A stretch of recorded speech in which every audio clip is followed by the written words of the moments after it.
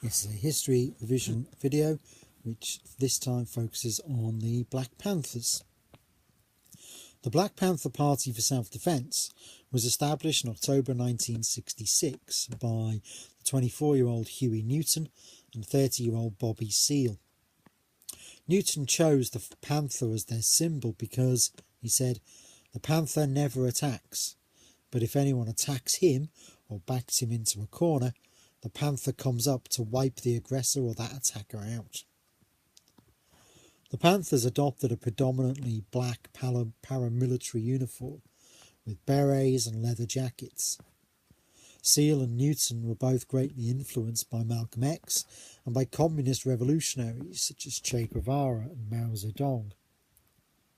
They aimed to become involved in a worldwide non-white working class struggle. They forged links with liberation movements in Africa, Asia and South America. The Black Panther Manifesto was radical and nationalistic.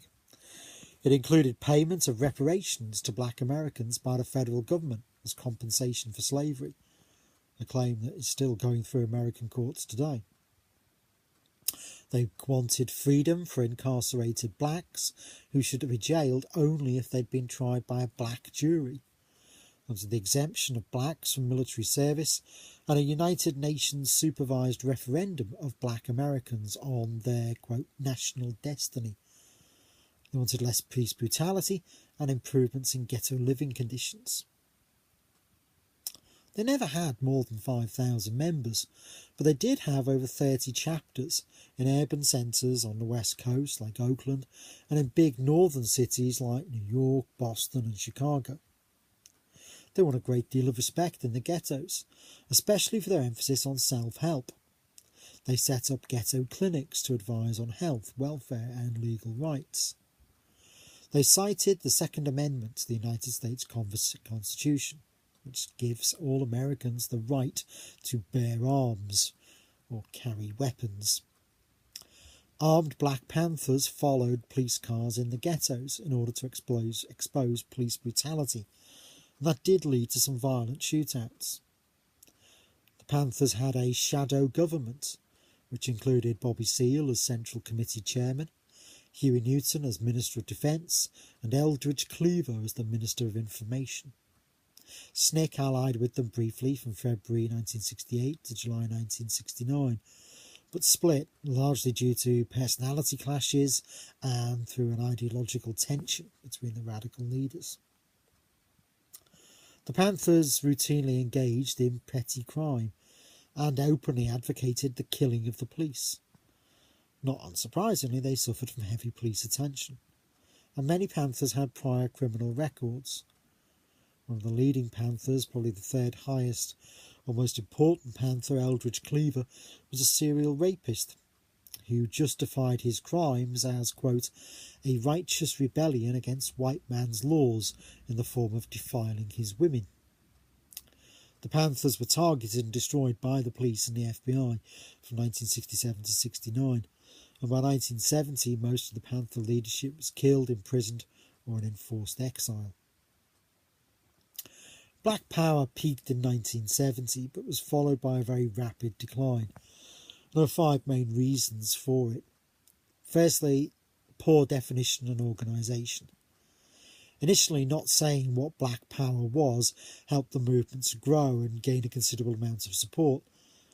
However, supporters had different ideas as to what was meant by and what they wanted with Black Power, and those divisions became more pronounced and open over time. Secondly, their aims were unrealistic. The movement never really produced a persuasive and effective blueprint for change.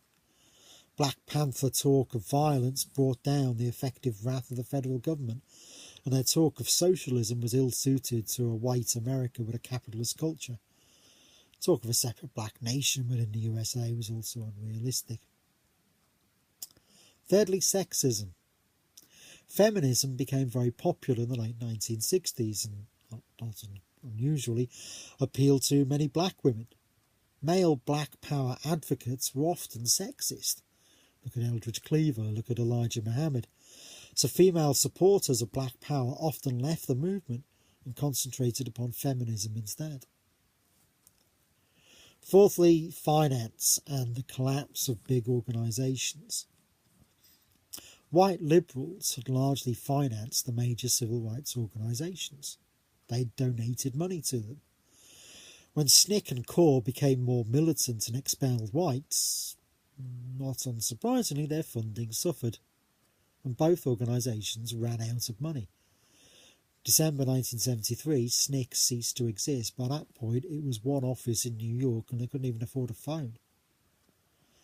And finally, government opposition.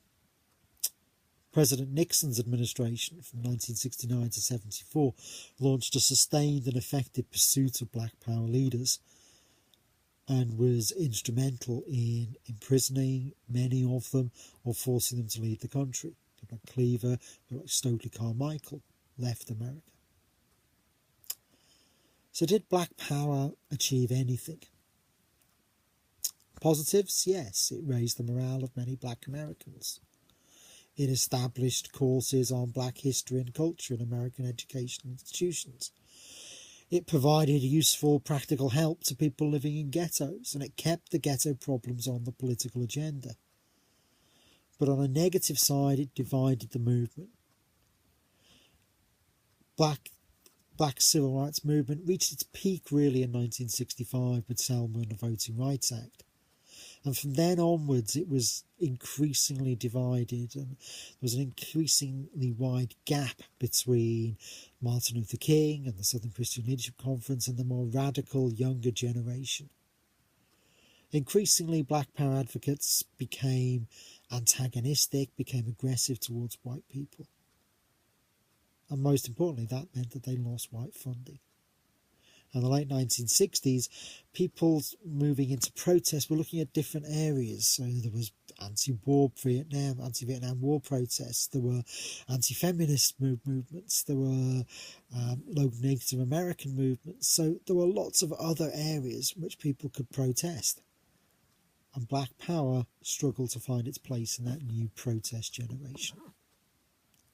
Thank you very much for listening. I hope you found this one useful.